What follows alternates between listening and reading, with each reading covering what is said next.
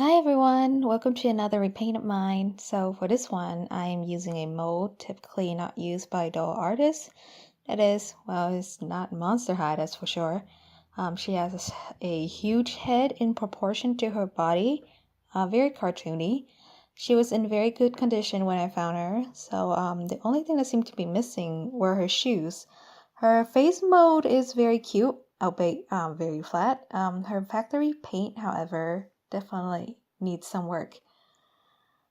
So to get started, I use 100% acetone to clean up the face. I started with a Q-tip, however her face is huge, so it took forever while the paint smudged everywhere. So I switched to using a paper towel wet with acetone instead and go back with the Q-tip for the nooks and crannies.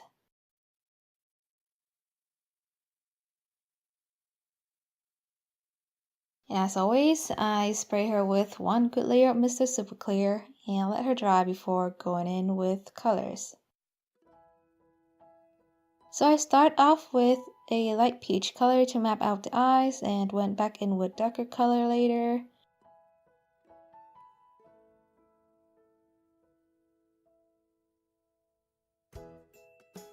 So I wanted to give her very colorful iris that matches her outfit and hair because I intend to reuse her outfit and wanted things to match. But then I thought green and pink were overused in the dolls, so I decided to give her a different color palette, mainly composed of white and a little bit of pink.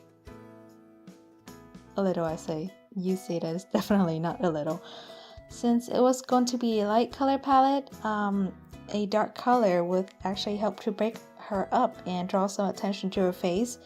So for her eyes, I actually chose brown, and huge brown eyes are just really cute, you know?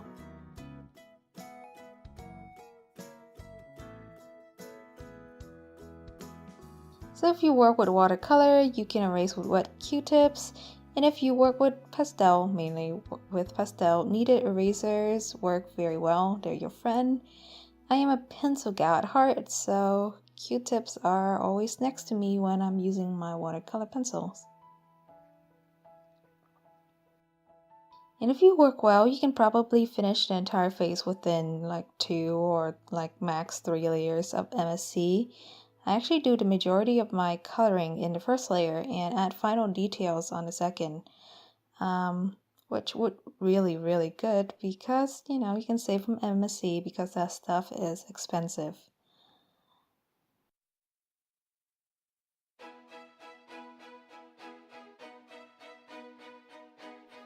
Here I darken the nostrils, I always say nose holes, with a dark pencil. So since her face is rather huge, her eyes should probably be the most expressive, and I attempt to do so by adding as much dimension to the iris as possible with a few different brown color pencil and manipulating the color intensity of each.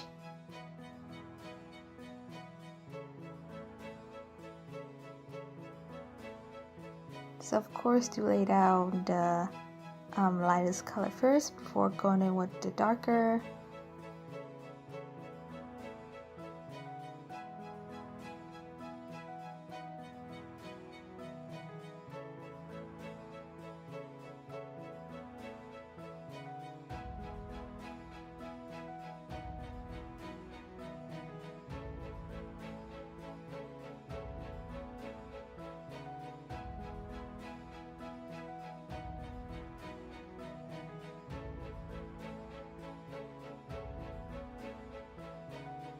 And adding in black will help the eyes to pop even more. I also darken and add in her eyelash with brown and black pencil.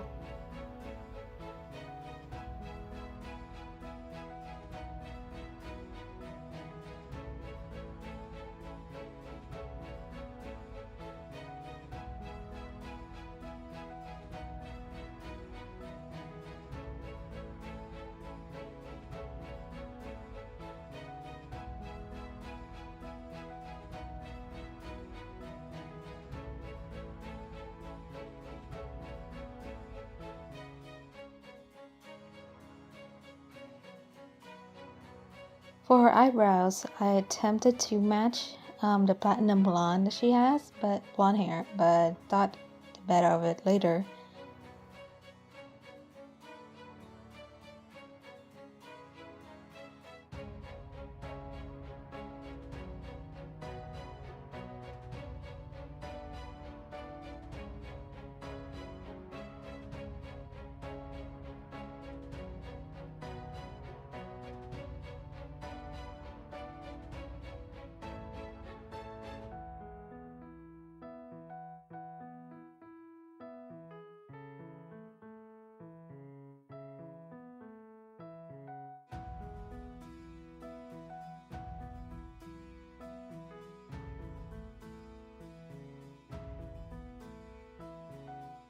So I wanted to give her face a bit more dimension with brush and brown contours, but definitely not too much since she has a very cartoony mode. Too much contour would actually take that away from her, well, cuteness. So when I work, I don't stay in one area for too long. I tend to jump around from the eyes to the nose to the mouth, just pretty much everywhere, so that I can get new perspective when I return to something that might frustrates me, or to look at some mistakes that I've never seen before when I was spending too much time on one place.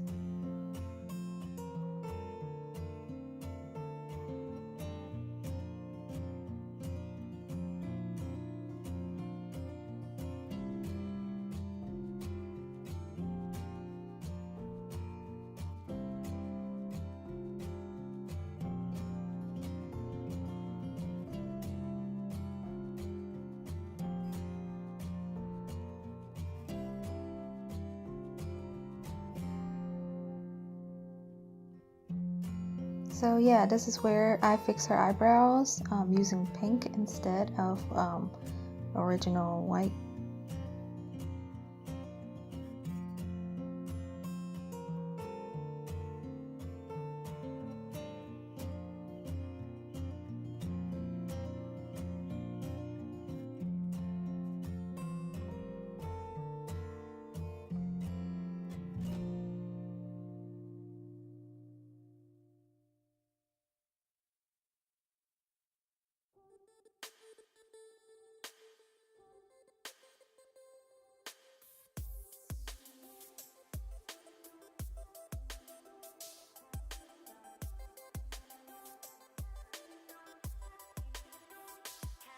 So I also use peach and white to define a little bit, and finally add in her eyelashes with sharpened brown and black pencils.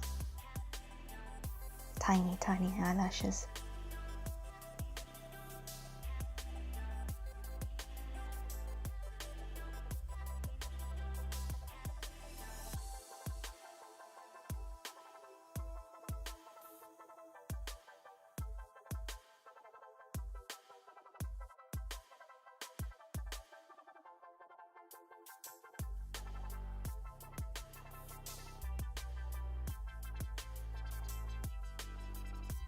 So I wanted to modify what she currently has, her clothes, because it was still good and much less work that way. I sewed some lace together so that I can make her some lacy sleeves to attach to her current dress.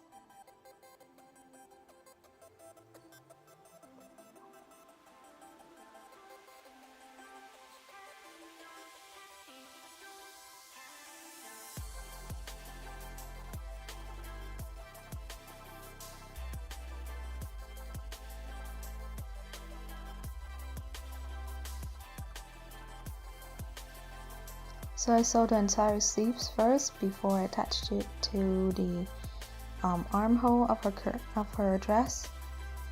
However, it became unusable because with the sleeves sewn in, I actually couldn't get her hand through the armholes since they were elastics that does not stretch very far.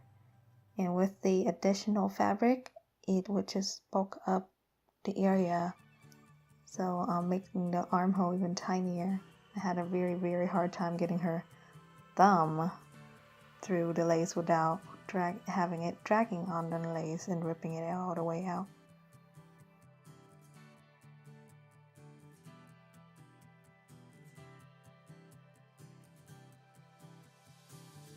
But yeah, that was a fail. So instead, I have to start from scratch and create an entirely new dress.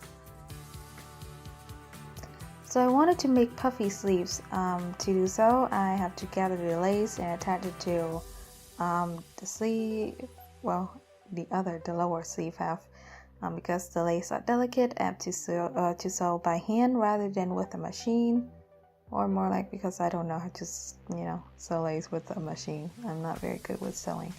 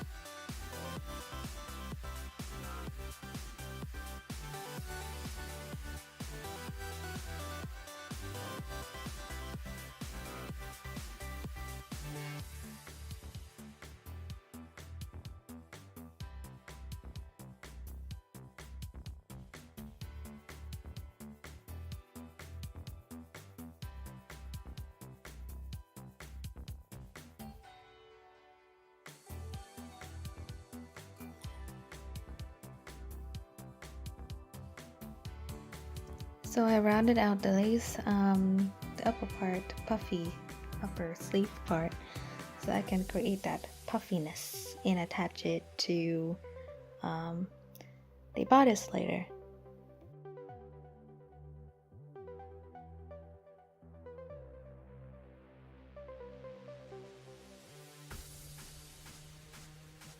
So for the bodice, I traced the pattern from her existing dress and cut out 3 identical pieces. And I then attached them to each other, then attached the sleeve to the bodice, and before sewing the bodice together and turning it right side out with the back still open, and adorn the front in the color with decoration. For a skirt, I cut out a circle skirt and sew it into a bell shape, sew lace on top of it, and gather soft tulle attached to a small underskirt around it to create a bubble effect with the lace underneath peeking through, and sew everything to her top. So for Velcro, I actually added it in a way so that the 2 sides sit next to each other rather than on top of each other so they can lie flat. For a clutch purse, I made by cutting 2 pieces apart with lace glue on and sew it to rectangular strips. The handle I created by braiding yarn together. Since she was missing shoes, I have to make her shoes. Since her feet are tiny, I can't make fabric shoes and instead opted for epoxy sculpt. I first wrap her feet in plastic wrap, mix equal part in epoxy sculpt until you don't see any more streaks, and shape it over her foot.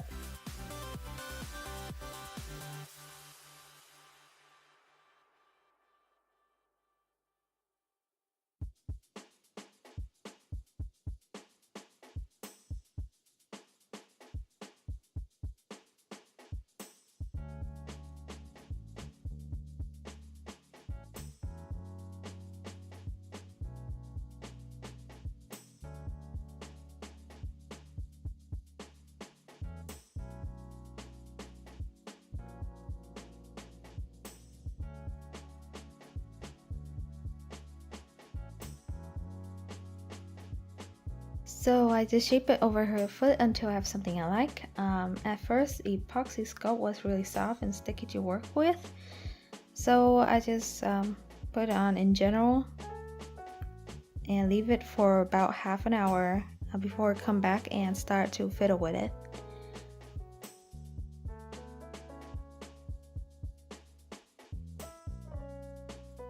You can also add in heels. I tried platform but then ended up with normal heels in the end, which was not shown here, sorry.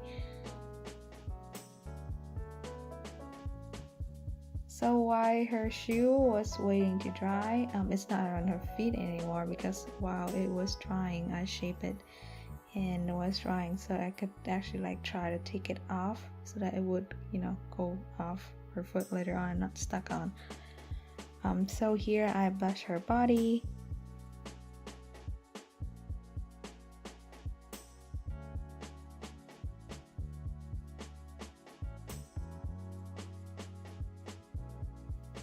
and then spray her with MSC.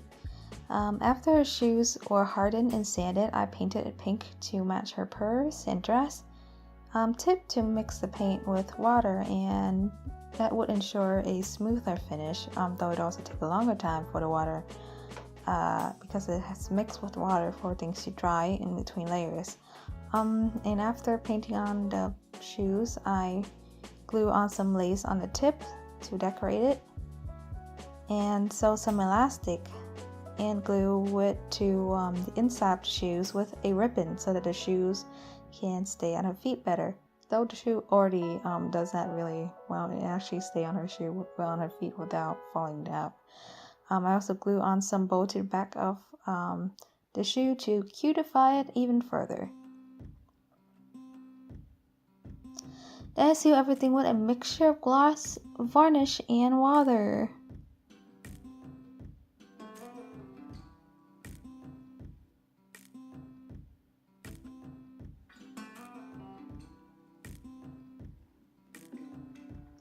So, finally, the hair, the bane of my existence.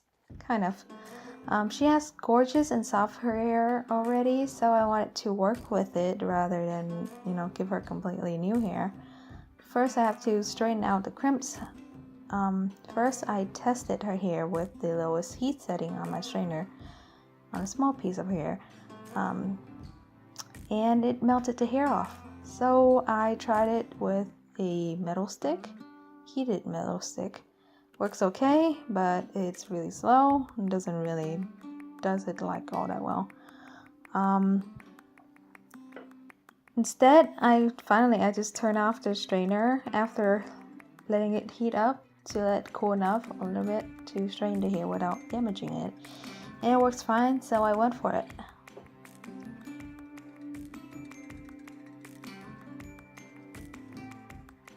Yeah, I think this video is just 20% of me fiddling with her hair and struggling.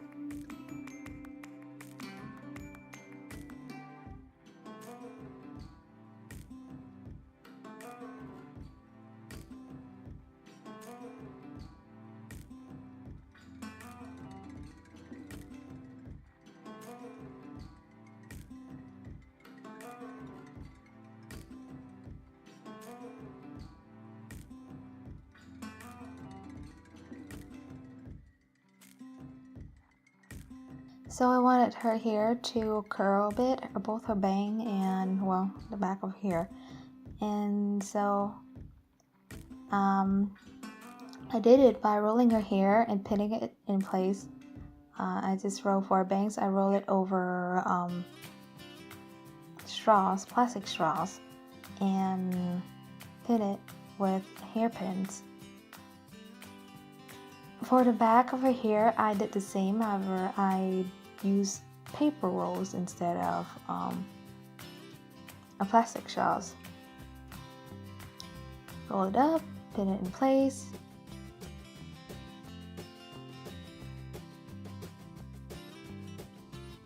I plan to cut it once I have a proper curl. You can probably also dunk it in hot water and then cool water, or just roll it and leave it over a course of a few days.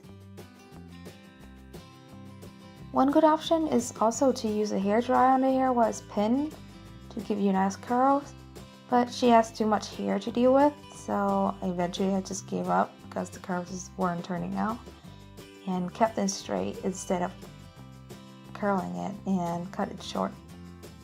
She still look cute anyhow. I also wanted for her to have 2 buns on her head, but since a blunt cut doesn't hold well in a bun, I thinned her hair out before tying it up, divide it into 2 sections, tie one section around the other, and final section around everything, all held together with 2 or 3 small hair elastic.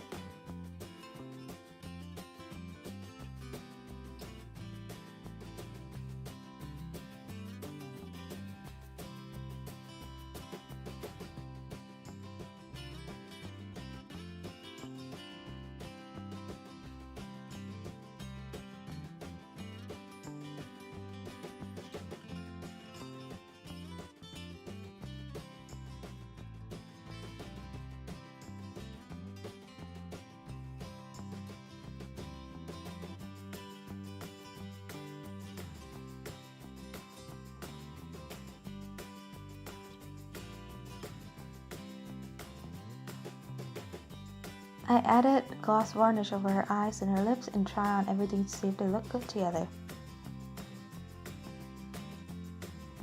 So I didn't like the way her purse looked and decided to modify it into a backpack.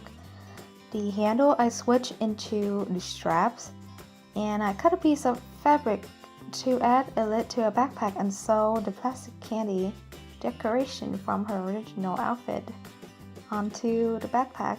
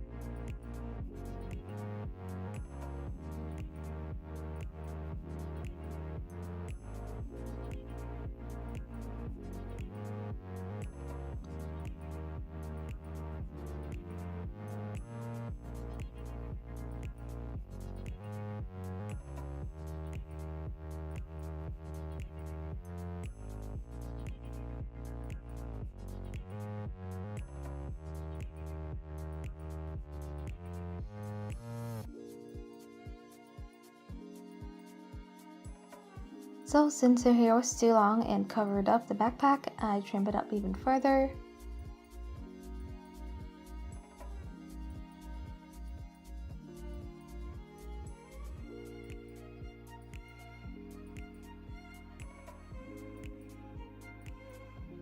And thin it out where it needs to be thin.